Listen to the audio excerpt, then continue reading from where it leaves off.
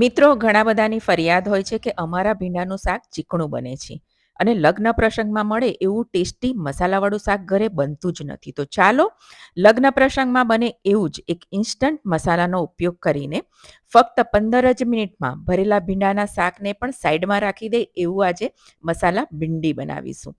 અને બન્યા પછી જે ખાશે ને એ તો ખુશ જ થઈ જશે અને બન્યા પછી સહેજ પણ ચીકણું નહીં બને. હેલો ફ્રેન્ડ, હું છું કલ્પના. મારી ચેનલ કલ્પનાસ કિચનમાંથી આપનું હાર્દિક સ્વાગત કરું છું. તો ચાલો આજની મજેદાર રેસીપી બનાવવાનું શરૂઆત કરી લઈએ. નવી રેસીપી જોવા માટે કલ્પનાસ કિચનને સબસ્ક્રાઇબ કરો, સાથે બેલ આઇકોનને જરૂરથી દબાવી દો જેથી નવા રેસીપી વિડીયો સૌથી પહેલાં જોવા મળે. મિત્રો, આજે લગ્ન પ્રસંગમાં બને એવું આજે આપણે ભીંડાનું શાક બનાવવાના છે. એકદમ ટેસ્ટી એનો મસાલો બનાવીશું અને સહેજ પણ ચીકણું નહીં થાય એ પણ હું તમને બતાવીશ. ભીંડા નાના મોટા સૌને બહુ ભાવતા હોય છે. આપણે ભરેલા ભીંડા પણ બનાવતા હોય છે, ભીંડાનું શાક બનાવતા હોય છે, ભીંડાની કઢી બનાવતા હોય છે. પરંતુ ભીંડાનું ભરેલું શાક જ્યારે બનાવવાનું હોય તો એમાં બહુ જ વધારે પડતી કડાકૂટ હોય છે. આજે હું તમને એકદમ સિમ્પલ વેમાં બતાવીશ. એકદમ ઝડપથી બની જશે અને એકદમ ટેસ્ટી પણ બનશે. એના માટે મેં અહીં 500 ગ્રામ ભીંડા લઈ લીધા છે.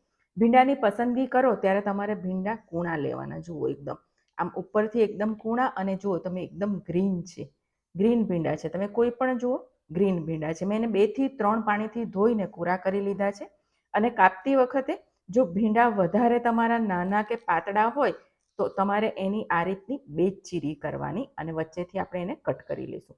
જો તમે 4 ચીરી કરશો ને તો જ્યારે તેલમાં શેકાશે ને તો વધારે સંકોચાઈ જશે અને એકદમ ચવડ થઈ જશે. એટલે આ રીતના આપણે 4 ચીરી જ કરીશું. જુઓ, આમ ઊભી 4 ચીરી કરવાની છે. ફરીથી બતાવું છું તમને. વચ્ચેથી ચીરો આપી દઈશું અને જો બહુ મોટો ભીંડો હોય તો વચ્ચેથી કટ કરી દેવાનો, નાનો હોય તો તમારે એટલો જ રહેવા દેવાનો. અને આ રીતના મેં બધા જ જુઓ કટ કરી લીધા છે. હવે આપણે એક સ્પેશિયલ મસાલો બનાવી લઈએ. શાકનો મસાલો બનાવવા માટે મેં એક પેન મૂકી લીધી છે. એને ધીમા તાપે આપણે ગરમ કરીશું અને 2 મોટી ચમચી સિંગદાણા લઈશું અને સિંગદાણાને એકદમ ધીમા તાપે આપણે શેકી લેવાના છે.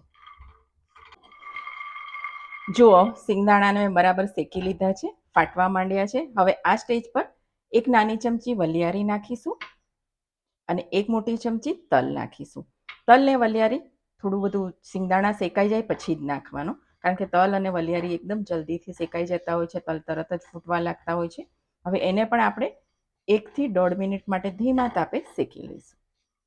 જુઓ મિત્રો, તલ અને વલિયારી શેકાઈ ગયા છે. એને આપણે એક પ્લેટમાં કાઢી લઈશું અને ઠંડુ થવા દઈશું. અને આ જ પેનમાં હવે આપણે બેસન શેકીશું. 1.5 મોટી ચમચી મેં બેસન લીધો છે અને એને આપણે ધીમા તાપે શેકવાનો છે. તમને એવું થતું હશે કે બેસનને શા માટે શેકવાનો, કાચો પણ નાખી શકીએ, પરંતુ કાચો નાખવાથી એનો ટેસ્ટ સારો નહીં આવે અને તમે આ રીતે શેકીને નાખશો ને તેનો ટેસ્ટ ખૂબ જ સરસ આવશે. હું ઘણી વખત એવું કરતી હોઉં છું કે જ્યારે મને સમય મળે ત્યારે આ જ રીતે બેસન શેકીને એક ડબ્બામાં ભરીને ફ્રીજમાં રાખતી હોઉં છું. પછી જ્યારે આવું ઇન્સ્ટન્ટ ભરેલું શાક બનાવવું હોય તો આપણે આ બેસનનો ઉપયોગ કરી શકીએ છીએ. તમે જો તમારી પાસે એવી રીતે શેકેલું બેસન હોય તો તમે એ પણ લઈ શકો છો. એને એકદમ ધીમા તાપે જ કલર ચેન્જ થાય ત્યાં સુધીને આપણે શેકી લેવાનું છે. જુઓ મિત્રો, જોઈ શકો છો કલર એનો ચેન્જ થઈ ગયો છે અને બેસન શેકવાની સુગંધ પણ આવી છે. તો હવે ગેસની ફ્લેમ આપણે બંધ કરી દઈશું અને એને ઠંડુ કરી લઈશું. મિત્રો, સિંગદાણા, વલિયારી અને તલ આપણા ઠંડા થઈ ગયા છે. એને એક મિક્સર જારમાં લઈ લઈશું અને દરદરું આપણે પીસી લઈશું. સિંગદાણા આપણા પીસાઈ ગયા છે. એને એક બાઉલમાં લઈ લઈશું. હવે જે આપણે બેસન પણ શેકીને લીધો હતો એ પણ એમાં નાખી દઈશું. હવે મસાલા કરી લઈએ. મસાલામાં સૌથી પહેલાં અડધી નાની ચમચી હળદર નાખીશું. 1 મોટી ચમચી ધાણા જીરું પાવડર નાખીશું. 1.5 ચમચી લાલ મરચું નાખીશું. તીખાશ તમે તમારા ટેસ્ટ મુજબ લઈ શકો છો. અડધી નાની ચમચી ગરમ મસાલો લઈશું.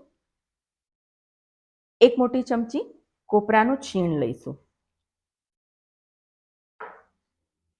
1 મોટી ચમચી દળેલી ખાંડ લઈશું. જો તમે મીઠાશ ના ખાતા હોય તો સ્કીપ કરી શકો છો. 1 નાની ચમચી આમચૂર પાવડર લઈશું. આમચૂર પાવડરની જગ્યા પર તમે જ્યારે હમણાં ભીંડા જ્યારે આપણે શેકીશું એમાં તમે લીંબુનો રસ પણ નાખી શકો છો છેલ્લે, પણ આમચૂર પાવડરથી એનો ટેસ્ટ સારો આવશે. મસાલાના ભાગનું મીઠું નાખીશું અને બધું જ આપણે સરસ મિક્સ કરી લેવાનું છે. જુઓ, મેં હાથથી સરસ બધું મિક્સ કરી લીધું છે. આ મસાલાને તમે સ્ટોર કરી શકો છો. વધારે બનાવીને ફ્રીજમાં તમે એને 1 થી 1.5 મહિના સુધી વાપરી શકો છો. તમે ચાહો તમારે તેલ પણ નાખી શકો છો, એ બગડે નહીં. પરંતુ હું તો ઇન્સ્ટન્ટ બનાવતી હોઉં છું, તો પછી હું આટલો જ જેટલો શાકનો જરૂરી છે મેં એટલો જ બનાવ્યો છે. આપણો મસાલો રેડી થઈ ગયો છે. હવે આપણે ભીંડાનો વઘાર કરી લઈએ. મિત્રો, આપણો મસાલો રેડી થઈ ગયો છે. હવે શાકનો વઘાર કરી લઈએ. એના માટે મેં એક પેન મૂકી છે અને 5 મોટી ચમચી તેલ નાખીશું. તેલનું પ્રમાણ થોડુંક વધારે જ રાખવાનું છે, કારણ કે ભીંડા શેકાશે. પ્લસ જ્યારે આપણે બેસનવાળો જે આ મસાલો નાખીશું તો બેસન તેલ વધારે શોષી લેતું હોય છે. નહીં તો તમારું જો તમે તેલ ઓછું નાખશો તો તમારા જે ભીંડા છે એ કોરા પડી જશે. એટલે તેલનું પ્રમાણ થોડુંક વધારે જ લેવાનું છે. તેલને ગરમ થવા દઈશું. તેલ ગરમ થાય એટલે અડધી નાની ચમચી રાઈ નાખીશું. અડધી નાની ચમચી જીરું નાખીશું. રાઈ અને જીરું તતડે એટલે 5 થી 6 મીઠા લીમડાના પાન નાખીશું. અને 2 મરચાંને મેં આવી રીતે નાના નાના ટુકડામાં સમારી લીધું છે, એ નાખીશું. તમે ચાહો તો મેથીના દાણા પણ નાખી શકો છો, પરંતુ મને નથી પસંદ એટલે હું નથી નાખતી. હવે આપણે વઘારને બરાબર સાતડી લેવાનો છે.